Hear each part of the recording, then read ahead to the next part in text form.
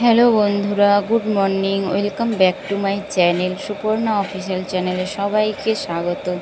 সবাই কেমন আছো? আশা করি সকলেই ভালো আছো। তো আমিও খুব ভালো আছি। আমি চলে এসেছি একটা রেসিপি নিয়ে, যেটা খুব সকলের প্রিয় যেই রেসিপিটা।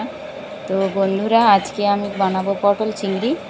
তো এর আগের দিনও বানিয়েছিলাম, এর দুদিন আগেও বানিয়েছিলাম। জানো তো বন্ধুরা, পটল চিংড়ি বানিয়েছিলাম। তো তোমাদের দাদাভাই খেয়ে বলতেছে যে খুব টেস্ট হয়েছে পটল চিংড়ি রান্নাটা। তো দেখো বন্ধুরা, ওইদিকে ভাতটাও উদলিয়ে গিয়েছে, তাই আমি ভাতের গ্যাসের রেস্টটা একটু কমিয়ে দিয়েছি উঠে গিয়ে। তো জানো তো বন্ধুরা, এর আগে 2-3 দিন আগে একবার পটল চিংড়ি বানিয়েছিলাম। তখন আজকে পটলগুলো একটু এরকম রাখছি, গোটা গোটা, একটু মাঝামাঝি একটু হালকা করে চিড়ে দিচ্ছি। তো এর আগের দিন পটলের তরকারি যেরকম হয় সেই রকমই করে পটলগুলো কেটেছিলাম। তো আমি জানি না যে তরকারিটা এত টেস্টি হয়ে যাবে, কিভাবে হবে। আমি যেরকম এমনি রান্না করি, যেরকম পেঁয়াজ আদা রসুন দিয়ে, ওই রকমই দিয়েই রান্না করেছিলাম। তো এত যে টেস্ট হবে ভাবতে পারিনি। তাই ভাবলাম যে আজকেও একবার রান্না করি। আজকে পটলগুলো এমনভাবে কাটছি, তো ভাবলাম যে পটলের ছালগুলো ছাড়িয়ে নিই, খোসাগুলো, কারণ খোসাগুলো ছাড়ালে একটু নরম নরম হবে, তাই ছাড়িয়ে নিচ্ছি। তো তোমাদের দাদাভাই বলল যে আজকে ও বাড়িতে ছিল না, সকালবেলা গাড়িতে চলে গিয়েছিল, এই চলে এসেছে, এসে ঘুমোচ্ছে। তো এখন বাজে প্রায় 9:30 10টা এরকম বাজে। তাই ও আমাকে বলল যে তুমি যখন আজকে চিংড়ি মাছ কিনেছো, আজকে তাহলে সেই দিন করার মতো পটল চিংড়ি রান্না করো, সেই দিন করার মতন সুন্দর করে রান্না করো। তো সেই দিন যে এত স্বাদ হয়ে যাবে আমি ভাবতেও পারিনি। যে নিজেই খেয়ে দেখলাম যে হ্যাঁ, খুব তো সুন্দর লেগেছে।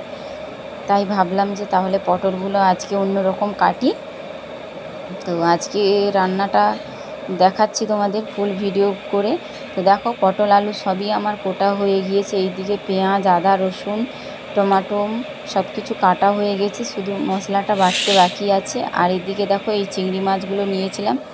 তো চিংড়ি মাছের না আমাদের না পুরো খোসাটাই ছাড়িয়ে দিই, একদমই কোনো খোসাটাই রাখি না, জানো তো। কারণ তোমাদের দাদাভাই না খোসা রাখলে খেয়ে নেয়, তবে খোসা ছাড়ালে খেতে খুব সুবিধা হয়। আমার না খোসা থাকলে খুব অসুবিধা হয় খেতে, তার জন্য আমি খোসা ছাড়িয়েই খাই। তো জানো তো বন্ধুরা, চিংড়ি মাছের মাথাগুলো একটু ভেঙে ভেঙে আসছিল। তো চিংড়ি মাছের এত দাম কি বলবো আর বন্ধুরা, খোসা ছাড়িয়ে দিলে তো এইটুকুনি হয়ে যায়, একদম এক ফোঁটা হয়ে যায়।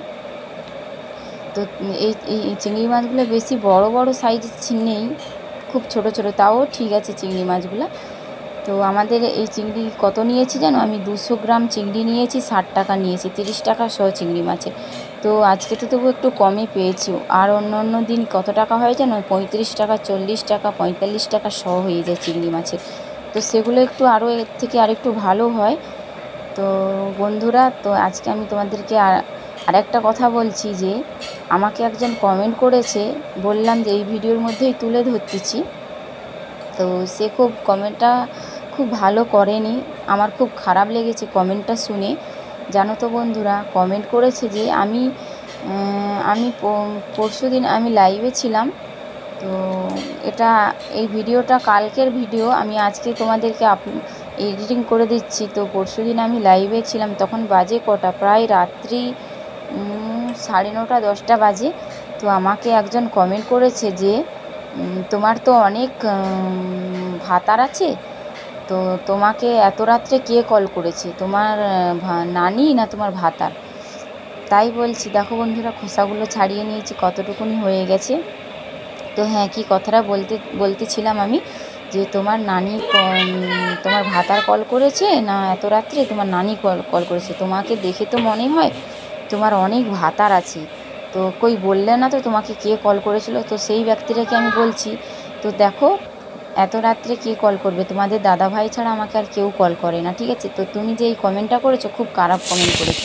একটা মানুষকে না জেনে শুনে এইভাবে কমেন্ট করলে। তো আমি লাইভে ছিলাম, আমার কল এসেছিলো, কল রিংটোনটা বেজেছিল, তাই তুমি আমাকে বলতে। তো মানে অন্য স্বামী ছাড়া আর কে কল করবে আমাকে, বলো? কেন এত রাতে কি আমার ফোনে কল আসতে পারে না, বলো?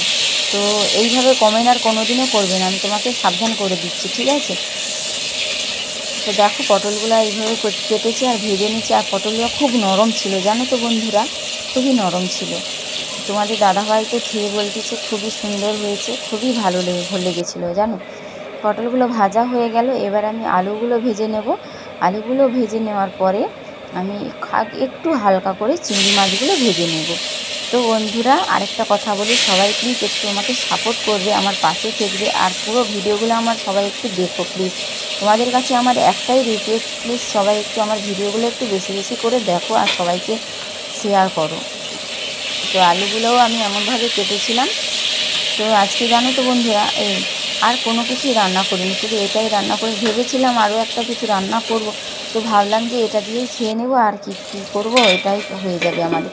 তো একটু হালকা করে ঢাকনা দিয়ে দিচ্ছি যাতে আলুগুলো একটু সেদ্ধ হয়ে আসে, তাহলে হালকা জল দিলে মানে কষার সময় হালকা একটু জল দিয়ে দিলেই হয়ে যাবে। তো আলুগুলোও ভাজা হয়ে গেছে। এই দিকে দেখো বন্ধুরা আমি হালকা করে একটু চিংড়ি মাছও ভেজে নেব।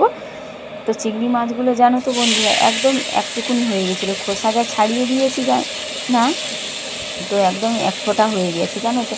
তো আর কি বলবো বন্ধুরা, আমার মুখে খালি চিংড়ি মাছটাই খুব স্বাদ লাগে, আর অন্য কোনো মাছ না আমার ভালোই লাগে না জানো তো বন্ধুরা। আর অন্য কোনো মাছ আমার খেতে ইচ্ছেই করে না একদম। চিংড়ি মাছটা আমার মুখে এতটাই স্বাদ লাগে কি বলবো আর। তো দেখো বন্ধুরা আমার কষা হয়ে গেছে, একটু হালকা জলও ঢেলে দিয়েছি। তো প্রায় আলুগুলো সেদ্ধ হয়ে, আর পটল তো একদমই নরম হয়ে গেছে, তাই বেশি নাড়াচাড়া করছি না পটলগুলো যাতে না ভেঙে যায়। তো এই দেখো রান্না কমপ্লিট হয়ে গেছে আমার। তো খুব স্বাদ লেগেছিলো খেতে। তো তোমাদের দাদাভাই ঘুমোচ্ছে বলে না, ওকে ডেকেছিলাম খাওয়ার জন্য, ও বলছে তুমি খেয়ে নাও, আমি ঘুম থেকে উঠে খাবো, তার জন্য আমি এইদিকে দেখো ও খাচ্ছে না বলে।